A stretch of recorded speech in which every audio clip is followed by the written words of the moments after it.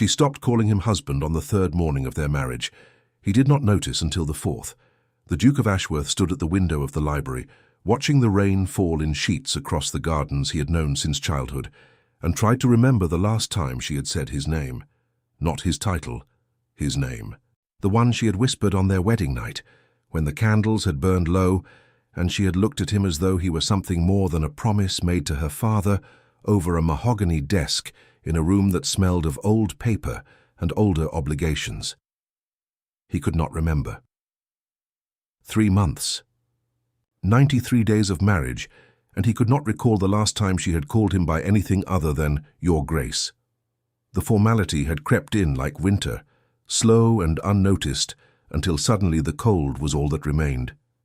He turned from the window and walked through the silent house.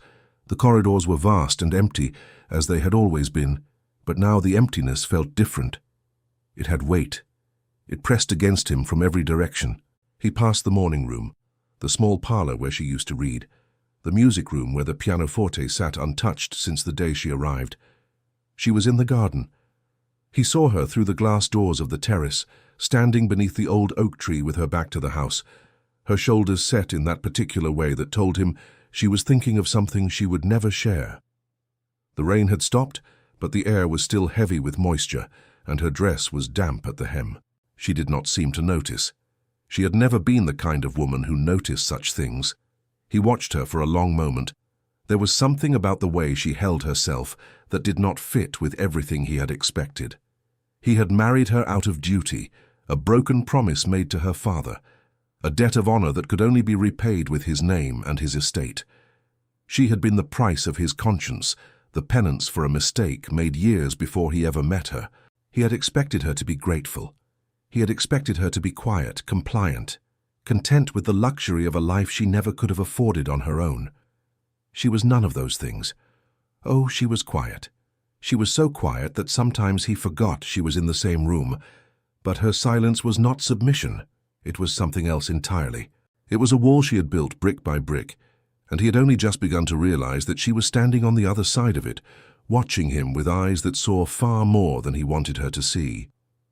The first time he truly noticed her was the night of the Christmastide ball 3 weeks into their marriage. The house had been filled with light and laughter, with the chatter of the tun and the rustle of silk, and she had stood at the edge of the ballroom in a gown of deep green that brought out the gold in her hair. She had not danced. No one had asked her. He had watched from across the room, waiting for her to show some sign of discomfort, some crack in the composure she wore like armor. She had not given him one. Instead, she had turned her head and met his gaze, and in that single look he had seen something that unsettled him. Not sadness, not anger, it was understanding. She knew exactly what she was in this house, in this marriage, in his life. She knew she was a duty, a debt repaid, a woman placed in his path by obligation and nothing more. And she had accepted it with a grace that should have moved him. It did not move him then. It disturbed him. Because he had expected her to fight. He had expected tears, demands, the desperate clinging of a woman who had risen above her station and would do anything to hold her place. Instead, she had given him nothing but composure. She had asked for nothing. She had demanded nothing. She had simply become the Duchess of Ashworth, as though the title were a costume she could put on and take off at will. And he had no idea who was wearing it. But here is what he did not know yet, what he would not know for months, what he would only discover when it was nearly too late. She had loved him, not from the first moment. No, that would be too simple, too romantic, too much like the novels she had stopped reading the day her father told her she was to be married. But she had loved him from the moment he had stood beside her at the altar, and made his vows with a voice that did not waver, even though she knew, that every word he spoke was a lie told in the name of honor. She had loved him because she had seen the weight he carried, the guilt he hid beneath the cold mask of nobility. She had seen the boy who had made a terrible mistake and had spent a decade trying to atone for it. She had seen the man who had married a stranger to keep a promise to a dying father, and she had thought, this is a man who knows what it means to owe a debt. This is a man who will honor his word even when it costs him everything. She had been wrong, not about his honor. He had kept his word. He had given her his name, his protection, his wealth, his estate. He had given her everything a woman could ask for, except the one thing she truly wanted. She stopped hoping on the 37th day of their marriage. It was a Tuesday. She remembered because the housekeeper had brought the weekly menu to her for approval, and she had sat at the desk in her bedchamber, signing papers and giving orders, performing the duties of a duchess with the mechanical precision of a woman who had learned to do everything alone. And she had realized quite suddenly that she had not spoken a single word to her husband in 4 days. 4 days. They had eaten at the same table, walked the same corridors, slept in the same bed. And he had not once looked at her as though she were anything more than furniture. That night she had lain awake beside him, listening to the steady rhythm of his breathing, and she had made a decision. She would stop waiting. She would stop hoping. She would build her life within the walls of this magnificent prison, and she would find a way to be content with what she had. But she would stop calling him husband, because the word had become a wound, a reminder of everything she wanted and could not have, and she could not bear to speak it any longer. He did not notice. He did not notice when she stopped asking about his day. He did not notice when she stopped leaving the candle burning in the window of her sitting room, the small signal she had used in those first weeks, an invitation he had never accepted. He did not notice when she began to take her tea in the morning room instead of the breakfast room, when she chose the far end of the table instead of the chair beside him, when her answers to his questions became shorter, softer, emptier. He did not notice until the 94th day, when the house fell silent in a way that made him stop mid-stride in the hallway, his heart suddenly beating too fast for reasons he could not name. And then he understood. She stopped calling him husband on the 3rd morning. And he had spent 90 days living in a house with a woman who had already said goodbye. The garden gate creaked as he stepped through it, and she heard him. He saw it in the slight tension of her shoulders, the way her hands stilled at her sides. But she did not turn. "I have been looking for you," he said. The words sounded strange to his own ears. He had not said them to anyone in years. "I have been here." Her voice was calm, measured, the voice of a woman who had learned to control everything she revealed. "I am always here, Your Grace." Your Grace, the title cut deeper than any blade. He had heard it 1,000 times from 1,000 voices, but from her it sounded like a door closing. He walked closer, stopping a few feet behind her. The oak tree cast long shadows across the grass, and the air smelled of wet earth and dying leaves. "You have not spoken to me at breakfast in a week," she did not answer. "I asked you a question." "No," she said softly. "You made an observation. There is a difference." He felt something shift in his chest, something unfamiliar and unwelcome. She had never spoken to him like this before. She had never challenged him, never corrected him, never done anything but accept his presence with that terrible, patient grace. And now, standing in the garden with her back to him, she was telling him something he did not want to hear. "Look at me," he said. She turned, and he forgot how to breathe. The moment arrived when everything he thought he knew about her fell away, and he saw her for the first time. Not as the duty he had married, not as the quiet presence in the corner of his life, but as a woman who had been slowly, deliberately vanishing from his world, and he had let it happen. Her eyes were dry. That was what struck him most. She was not crying, not angry, not pleading. She was simply looking at him with the calm certainty of someone who had already made peace with her losses. "You do not call me by my name anymore," he said. It was not a question. It was an accusation, though he did not know what crime he was accusing her of. "No," she said, "I do not." "Why?" She considered the question as though it were a puzzle she had already solved. "Because the name belongs to the man I thought I married, and I do not know if he exists." The words hit him like a physical blow. He stepped back, a movement so small she might not have noticed, but she did. She noticed everything. She always had. "You speak as though I have wronged you," he said, his voice hardening. "I have given you everything. My name, my home, my protection." And here, in that aching silence between his claim and her truth, we pause. Because moments like this, where a man finally hears what he has been too blind to see, are the heart of every story worth telling. If you want to stay with the dukes who learn humility and the women who teach them, subscribe so you do not miss a single confession. And in the comments, tell me one word that describes what the Duchess's quiet accusation made you feel. Because I suspect many of you have felt invisible too. "Everything but yourself," she said quietly. "And I never asked for any of it. Your father asked. My father asked. Our fathers made an arrangement, and we were the price they paid. I accepted that. I made peace with it, but I did not agree to spend the rest of my life invisible." "You are not invisible." "Then look at me." The words hung in the air between them, heavy and fragile. He looked at her. He looked at the woman he had married, the woman he had ignored, the woman he had dismissed as a duty fulfilled, and he saw the truth he had been avoiding since the night of the Christmastide ball. She was extraordinary. Her face was not the kind of beauty that demanded attention. It was softer, quieter, the kind of beauty that revealed itself slowly, like a landscape emerging from fog. Her eyes were the color of autumn, brown and gold and green all at once, and they held depths he had never bothered to explore. Her hair, pinned up in a simple knot, had escaped in small curls around her face, and he wanted, with a sudden, shocking intensity, to reach out and touch them. And everything he had thought about her, everything he had assumed, everything he had taken for granted began to crumble. Because here is what he had missed in those 94 days. She read philosophy, not novels. She could quote entire passages of ancient poetry from memory. She had a dry wit that she only ever showed to the head groom and the kitchen cat, because they were the only ones who stayed still long enough to listen.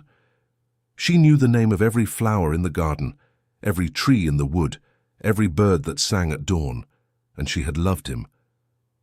"Tell me something true," he said, his voice rough. "Something you have never told me before." She looked at him for a long moment, and he saw something flicker in her eyes, a warning, perhaps, or a question she was afraid to ask. And then she spoke. "I used to leave a candle burning in the window of my sitting room," she said, "every night for the first month. I told myself it was for light, for comfort, for the hours I spent reading alone, but it was for you. It was an invitation. And you never came." The confession was so simple, so quiet, that he almost missed its weight. But it landed in his chest, like a stone dropped into deep water, sending ripples through everything he thought he knew. "I did not know," he said. "No," she said. "You did not." She turned away from him then, back toward the house, and he watched her walk away with the terrible certainty that she was not coming back. Not because she was angry, not because she was punishing him, but because she had finally stopped hoping, and he had no idea how to make her hope again.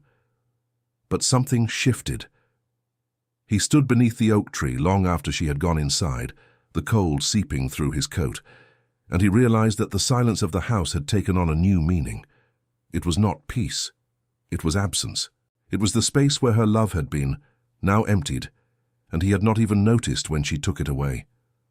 That night he found her in the library, reading by firelight. She did not look up when he entered. She did not acknowledge his presence at all. She simply turned a page with the careful deliberation of a woman who had learned to fill her empty hours with borrowed lives. "I do not know how to be married," he said. She looked up at that. Her eyes met his, and he saw neither anger nor hope in them, only a weary patience that told him she had heard this before, or something like it, and she no longer believed in the power of words. "That is not an apology," she said. "It is not meant to be. It is a confession. Confessions require penance. Then tell me what to do." She closed her book, slowly, deliberately, and set it aside.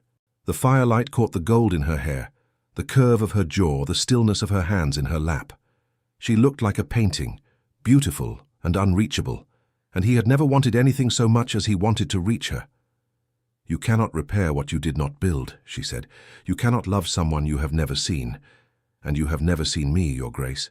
You have seen an obligation, a duty, a debt repaid, but you have never seen me." He wanted to argue.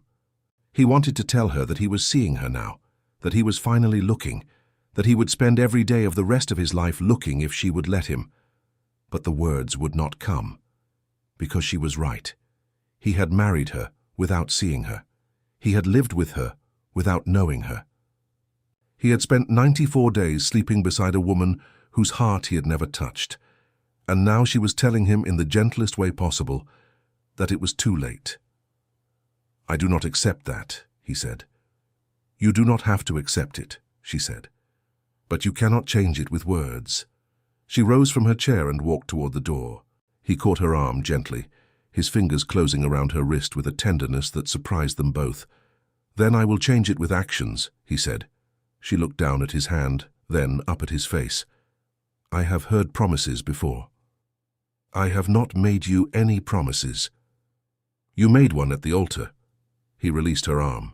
She walked out of the library, and he stood alone in the firelight, the weight of her words pressing down on him like the full force of a truth he had been running from his entire life. He had made a promise at the altar, and he had broken it, not through cruelty or malice, but through neglect, the slow, passive destruction of a love he had never even known he was receiving. And the moment he fully understood what he had done, what he had lost, what he had let slip through his fingers without even noticing, was the moment he finally became the man she had hoped he was. But she had already stopped waiting for that man to arrive.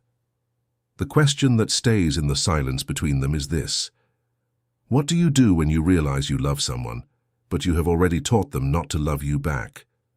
He spent the next morning doing something he had never done before. He watched her, not from a distance, not with the detached observation of a man cataloguing his possessions. He watched her the way a man watches something he is afraid to lose.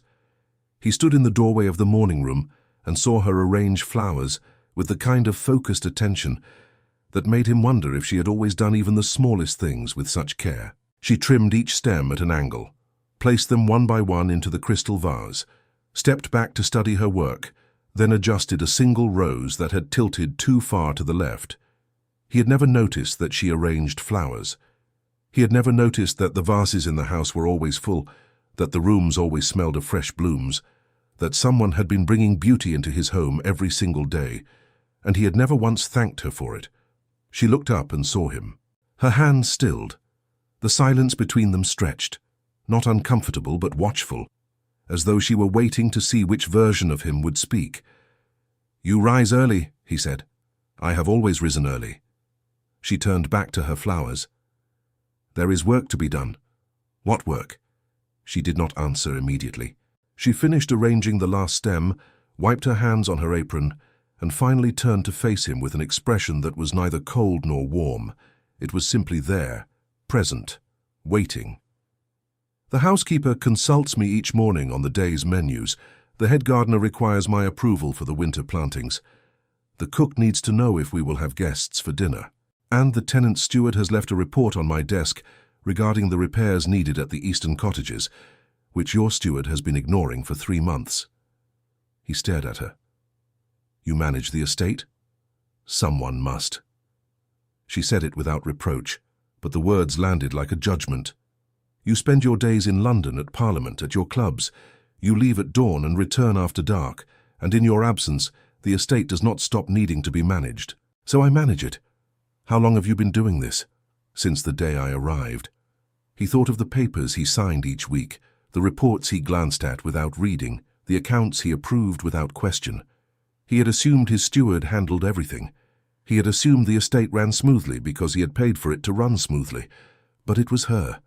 It had always been her. "The Eastern cottages," he said slowly. "Why did my steward ignore the repairs?" She met his eyes, and for the first time he saw something like steel beneath her gentleness. "Because the roof of the main house needed replacing, and your steward believes that the comfort of your guests matters more than the comfort of the families who work your land. I disagreed. I redirected the funds. Without telling me, would you have approved it?" He opened his mouth to say yes, of course, naturally he would have approved it, and then he stopped, because he knew the truth. He would have glanced at the numbers, seen the cost, and set the report aside for later. Later never came. "No," he said quietly. "I would not have noticed." She did not say, "I told you so." She did not need to. The truth sat between them, undeniable. She is extraordinary. He spent the second day following her, not in secret but in plain sight, learning the rhythm of her life. She had breakfast alone at 8:15. She met with the housekeeper at 9. She walked the gardens at 10, spoke with the groom at 5:30, visited the kitchens at 11. In the afternoon, she read or wrote letters or played the pianoforte with a skill that made him wonder why she had ever stopped. He found her in the music room on the third evening, her fingers moving across the keys in a piece he did not recognize. It was sad and beautiful, full of minor chords and unfinished phrases, and it sounded like something she had composed herself. "What is that?" he asked from the doorway. Her hands stopped. The silence that followed was louder than the music. "Something I started," she said. "I have not finished it." "Why not?" She looked down at the keys. "Because I did not know how it ended." He crossed the room and sat on the bench beside her, not close enough to touch, but close enough to feel the warmth radiating from her. "Perhaps you do not need to know the ending before you write it." She looked at him then, really looked at him, and he saw the smallest crack in her composure, a flicker of something that might have been hope, quickly suppressed. "That is easy to say," she said. "It is harder to believe." "I know." He did not move. He did not touch her. He simply sat beside her in the fading light, watching her hands rest motionless on the keys. And for the first time in his life, he did not know what to do next. He had spent 34 years knowing exactly what to do in every situation, how to command, how to negotiate, how to win. But this was not a situation he could command or negotiate or win. This was a woman he had wounded, and no amount of power or wealth or title could undo the damage. "I do not know how to fix this," he admitted. She was silent for a long moment. "Perhaps you cannot fix it," she said. "Perhaps you can only build something new." "Building something new requires a foundation," he said, "and I have given you no foundation to build upon." She turned toward him fully, her hands falling away from the keys. The evening light caught the side of her face, illuminating the fine bones of her cheeks, the soft line of her jaw. She looked at him with those autumn eyes, and he saw that she was weighing something, deciding whether to give him another chance or to close the door forever. "You are asking me to trust you," she said. "But trust is not built in a day. It is not built in a week or a month. It is built in small moments, in choices made when no one is watching, in actions that cost you something. I am willing to pay the cost." She had spoken of trust built in small moments, of foundations laid in quiet sacrifice. And now the Duke stood at the edge of that truth, wondering if he had the courage to step into it. If this story has drawn you in, if you are watching a man learn what it means to earn not just a woman's heart but her faith, then subscribe so you do not miss what happens when he finally faces the test she has given him. And tell me in the comments, what do you think that first small moment of true reparation will look like for the Duke of Ashworth? Are you? She stood, and he rose with her. Then start with something small. The tenants' cottages need new thatch before winter. The roof leaks in 3 of them, and the families inside have been sleeping with buckets on their floors for 2 months. Fix it. Not with money from your steward's accounts, but with your presence. Go and see them. Speak to them. Let them know that the Duke of Ashworth knows they exist. He wanted to tell her that he could simply write a note, send a foreman, double the budget. But he heard what she was really saying. She was not asking him to spend money. She was asking him to care. "I will go tomorrow," he said. She searched his face for a long moment, and then she nodded, a single, slow movement that felt like a concession rather than an agreement. "Then we will see." He did go. He went to the eastern cottages at dawn the next morning, riding through the mist that clung to the fields like a ghost, and he met the families who lived on his land. He saw the buckets on the floors. He saw the children sleeping, 3 to a bed. He saw the elderly woman who had worked for his father and his father's father, and who now shivered through the nights with only a thin blanket and a dying fire. He came home with mud on his boots and something broken in his chest. He found her in the small parlor reading by the window. She looked up when he entered, her eyes scanning his face for clues. He did not know what she saw there, but he knew what he felt, shame, hot and burning, mixed with a kind of desperate resolve. "You were right," he said, "about everything. The cottages are in disrepair. The families have been neglected. The steward has been skimming funds for years, and I did not notice because I never asked. I never looked. I left everything in the hands of men who did not care, and I called it trust." She set her book aside. "And now?" "And now I have dismissed the steward. I have ordered the thatch replaced within a fortnight. I have arranged for coal and blankets to be delivered to every family before the hard frost sets in, and I have told the foreman that I will inspect the work myself." She studied him for a long, quiet moment. "That is a start." "Is it enough?" "No," she said. "But it is a start." But here is what he did not understand yet, that the repairs to the cottages were not the real wound. The real wound was in her, in the years of neglect. In the mornings she had woken alone, in the evenings she had spent in silence. In the nights she had lain awake beside a man who had never once asked her what she dreamed of. He spent the next weeks trying to learn her. He asked her questions, real questions, the kind that required more than a one-word answer. What books did she love? What places had she dreamed of visiting? What music made her heart ache? She answered him, slowly at first, with the caution of a woman who had been burned by hope before. But gradually, reluctantly, she began to open. He learned that she had been raised in a small cottage on the coast, that her mother had died when she was 12, that her father had raised her to think for herself and speak her mind.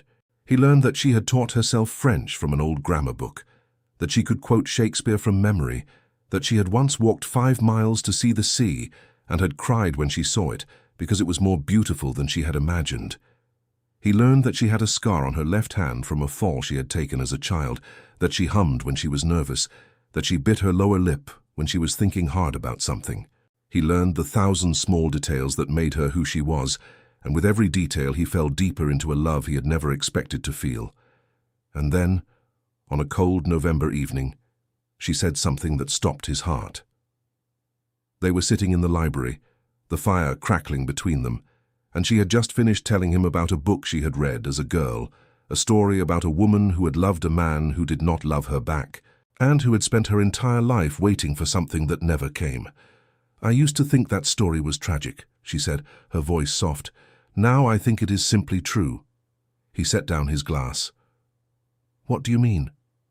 She looked into the fire, and in the shifting light he saw the years of loneliness written on her face. "I mean that I have spent my entire life waiting for someone to see me. First my father, who loved me, but was too lost in his own grief to notice that I was growing up alone. Then you, and I have realized that I cannot spend the rest of my life waiting to be seen." "I see you now," he said, and his voice cracked on the words. She turned to him, and her eyes were wet. "Do you?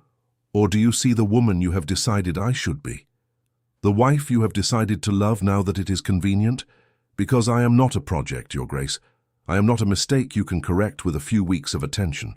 I am a woman who has spent 94 days learning to live without hope, and I do not know if I can unlearn that." He crossed the room and knelt before her, taking her hands in his. They were cold. They were always cold, and he had never noticed. "I am not asking you to unlearn anything," he said. "I am asking you to let me show you that I have changed. I am asking you to give me the chance to earn what I should have treasured from the beginning." She looked down at their hands, her fingers intertwined with his. "And if I cannot?" He felt the words like a blade, but he did not let go. "Then I will spend the rest of my life trying to deserve you, even if you never love me back." Something shifted between them that night. It was not forgiveness. Not yet. It was not trust fully restored, but it was the beginning of a door opening, a crack of light in a room that had been dark for far too long. She began to let him in. She showed him her unfinished compositions. She read him passages from her favorite books. She told him the stories of her childhood, the ones she had never shared with anyone. And he listened. He listened with the attention of a man who had finally understood that the greatest gift he could give her was not his title or his wealth, but his presence. He learned that she laughed when she was surprised, a soft musical sound he had never heard before. He learned that she was afraid of thunderstorms, that she could never resist the smell of fresh bread, that she had a secret stash of candied orange peels in her desk drawer. He learned that she had a fierce sense of justice, that she could argue circles around any man in Parliament, that she had quietly been running the estate better than anyone had in decades. And he fell in love with her. Not with the idea of her, not with the duty she represented, but with her. With every flaw and fear and hidden strength that made her who she was. On a cold December morning, 3 days before Christmas, he stood in the doorway of the music room and watched her play. The piece was different now. It had grown, developed, taken on new layers and harmonies. It was no longer sad. It was hopeful, tentative, like the first notes of spring after a long winter. "You finished it," he said. She looked up, and there was something new in her eyes, something that made his heart stop. "I found the ending," she said. He crossed the room and sat beside her. "Will you play it for me?" She hesitated, and then she began. The music filled the room, and in it he heard everything they had been through. The cold silence, the slow thaw, the tentative reaching toward each other across a distance that had once seemed impossible to bridge. It built and built, rising to a crescendo that made his chest ache, and then it settled into a quiet, gentle resolution, like two voices finding harmony after years of singing alone. When the last note faded, he turned to her and saw that she was crying. "It is beautiful," he said. "It is about you," she whispered. "It is about what I thought I had lost, and what I found again." He took her face in his hands, gently, as though she were something precious he had almost broken. "I do not deserve this." "Perhaps not," she said, and there was a smile in her voice, a fragile, trembling thing. "But I am giving it to you anyway." He kissed her then, not with the desperation of a man trying to hold on, but with the tenderness of a man who had finally learned what it meant to truly see. And she kissed him back, and for a moment the years of silence and loneliness fell away, leaving only the warmth of two hearts finding each other at last. But even as they sat together in the firelight, her head resting against his shoulder, a new thought began to form in his mind. He had won her back, or at least he had begun to. But he had not yet given her the one thing she deserved most. He had not yet given her a true choice. She had been given to him by her father, bound by duty and obligation. She had never been asked what she wanted. She had never been free to walk away. And he realized with a clarity that cut through everything that he could not truly have her until she was free to leave. He spent a week making arrangements. He wrote letters, consulted solicitors, drew up documents, and on Christmas morning, as the snow fell softly outside the windows, he led her into the library and handed her a sealed envelope. "What is this?" she asked. "Open it." She did. Inside was a legal document signed and sealed, granting her an independent income, enough to live comfortably for the rest of her life, anywhere she chose. The estate in Cornwall that had once belonged to her mother, lost when her father died, had been purchased and restored to her name, and at the bottom, a letter in his own handwriting. She read it in silence. When she looked up, her eyes were wide, searching his face for an explanation. "I am giving you a choice," he said, "the one I should have given you from the beginning. You can stay because you want to stay, or you can go, and I will never trouble you again. But I will not hold you here by obligation, not anymore." She looked down at the papers in her hands, and he saw her hands tremble. "You are letting me go." "I am setting you free," he said, "because I love you, and because I would rather lose you than keep you against your will." The silence stretched. The clock on the mantel ticked. The snow fell against the windows. And then she looked up at him, and her smile was like the sun breaking through the clouds. "You foolish, wonderful man," she said. "Do you not understand? I have always been free. I stayed because I wanted to. I stayed because I saw the man you could become even when you could not see him yourself. And now that he is here, now that you are here, why would I ever leave?" He pulled her close, his forehead resting against hers, and for a long moment neither of them spoke. The papers in her hand rustled softly as she lifted them, pressing them against his chest as though returning something he had given away too easily. "You cannot buy my freedom and then give it back to me," she whispered. "That is not how freedom works." "I know," he said, "but I needed you to know that you had it. That you always had it. I was just too blind to see that I was the one holding the door closed." She folded the documents carefully, set them on the table beside them, and took his face in her hands. Her thumbs traced the line of his jaw, the sharp angle of his cheekbones, as though she were memorizing him by touch. "Then let me show you something," she said. "Something I have been keeping for months." She led him upstairs, not to her bedchamber, but to a small room at the end of the corridor, a room he had always assumed was used for storage. She pushed open the door, and he stepped inside to find walls covered in sketches, dozens of them, hundreds perhaps, pinned in careful rows. They were drawings of the estate, of the gardens, of the tenants and servants and animals. And among them, scattered like secrets, were drawings of him. He saw himself at his desk, absorbed in papers, unaware that anyone was watching. He saw himself riding across the fields, his coat billowing in the wind. He saw himself asleep, his face relaxed in a way it never was when he was awake. And in every drawing he saw something he had never recognized in himself, a gentleness, a vulnerability, a depth that she had seen long before he had ever shown it to anyone. "I drew these when I was still hoping," she said from behind him. "When I still believed that if I just watched you long enough I would find the man I married. I drew them to remind myself that he existed, even when you were not showing him to me."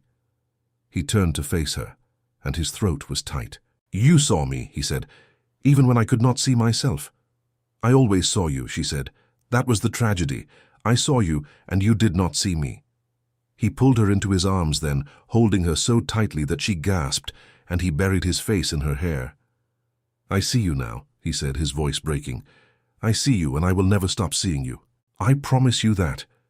She wrapped her arms around him, and for the first time in months there was no distance between them, no walls, no silence, no invisible door waiting to close. There was only the warmth of two people who had finally found their way back to each other. Outside, the snow continued to fall, blanketing the world in white. Inside, the Duke of Ashworth held his wife, and the house that had once been so silent was filled with the quiet, steady rhythm of two hearts beating as one. The weeks that followed were unlike anything either of them had known. He learned the rhythm of her days, not as an observer but as a participant, and she learned that his presence was no longer borrowed but given freely, without expectation, without the shadow of obligation hanging over every kindness. He rose early now, not to leave for London, but to join her for breakfast. He sat across from her and watched her spread marmalade on toast with the same careful precision she brought to everything, and he found himself smiling at the smallness of it, the intimacy of a shared morning after months of separate silences. She noticed his smile and paused, her knife hovering above the toast. "What?" "Nothing," he said. "I am simply enjoying the view." She blushed, a soft pink that crept up her cheeks, and he thought it was the most beautiful thing he had ever seen. They walked the gardens together in the afternoons, her arm linked through his, and he listened while she told him the names of the plants that would bloom in spring, the plans she had made for the rose garden, the dreams she had for the estate that went far beyond what any duke before him had ever imagined. She spoke of building a school for the tenants' children, of planting orchards where there had only been lawns, of opening the great house to the families who worked the land for at least one grand celebration each year.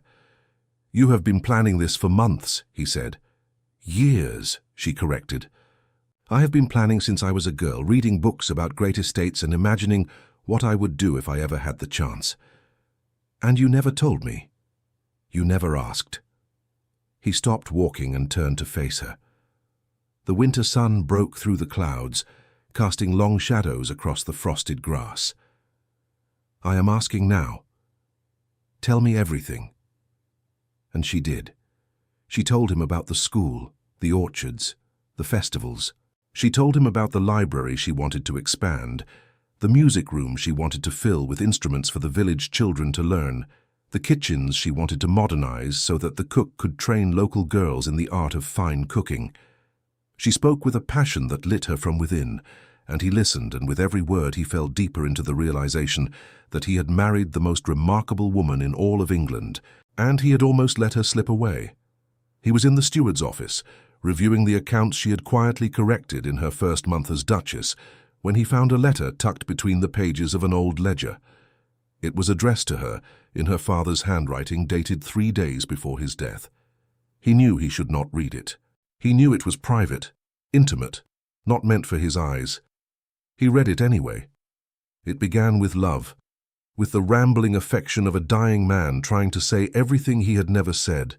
It spoke of pride, of regret, of a life spent chasing shadows. And then, near the end, it spoke of the marriage. You have just witnessed the quiet devastation of a man reading a dead father's confession about him, a father who saw his guilt before anyone else did. Subscribe to stay with this story as the letter's truth unfolds, and the Duke must decide whether he can become the man her father believed he could be. Tell us in the comments. What one truth do you hope the father's letter reveals that could finally heal this marriage? I have arranged a match for you with the Duke of Ashworth. He is a good man, though he does not know it.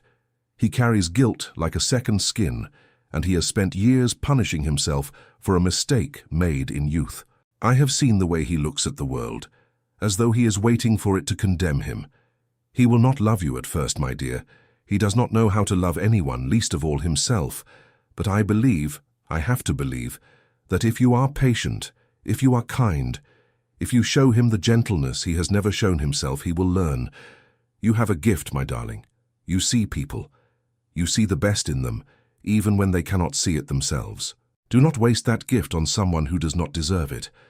But if you choose to give it to him, I believe he will become worthy of it.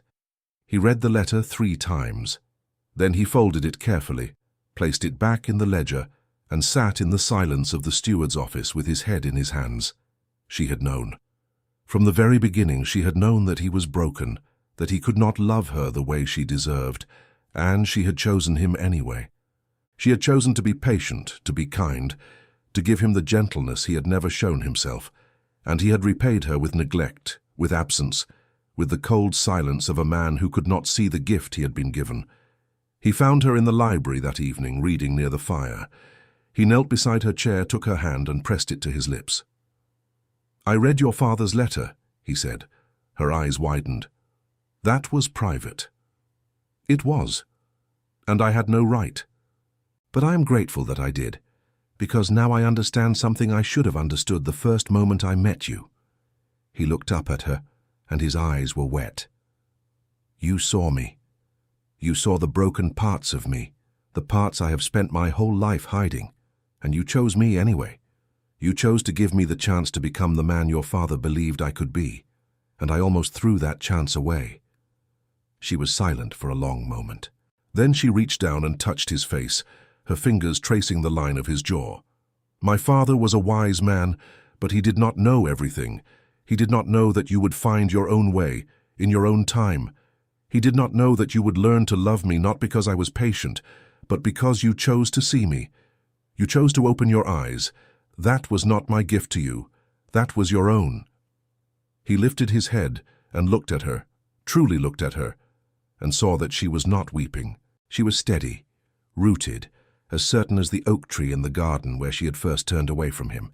He had spent months trying to earn her trust, and she had spent those same months watching him, testing him, waiting to see if the change was real or merely a performance. "I do not know if I would have waited for me," he said. "I know," she said. "That is why I had to be the one to do it."